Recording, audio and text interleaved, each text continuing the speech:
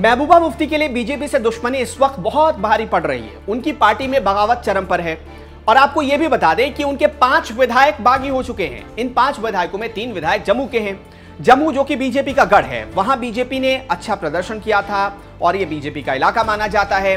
लेकिन वहां के 3 विधायक इस वक्त महबूबा मुफ्ती के खिलाफ खड़े हो गए हैं। बहरहाल जो 5 विधायक इस वक्त महबूबा मुफ्ती के खिलाफ खड़े हो गए हैं, अगर वो 5 विधायक पीडीपी छोड़कर जाते हैं तो उनकी सदस्यता खत्म हो जाएगी।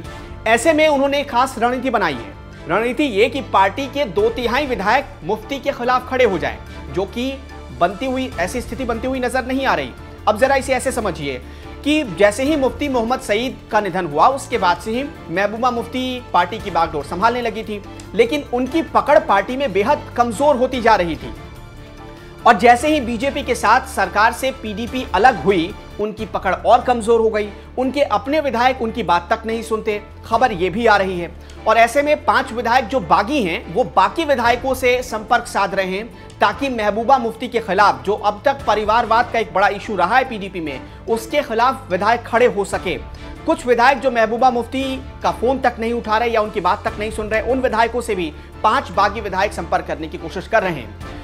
दल बदल का कानून इन पर लागू ना हो, इसके लिए यह नीति बनाई गई कि पार्टी को 2/3 रूप से तोड़ दिया जाए। यानी पार्टी के 2/3 विधायक महबूबा मुफ्ती का साथ छोड़कर या तो अलग पार्टी बना ले या किसी दूसरी पार्टी के साथ वो खड़े हो जाएं। लेकिन ऐसी स्थिति में भी अगर बीजेपी के साथ ये सारे विधायक जाते हैं तो भी सरकार बनाने के जादुई आंकड़े तक नहीं पहुंच सकते।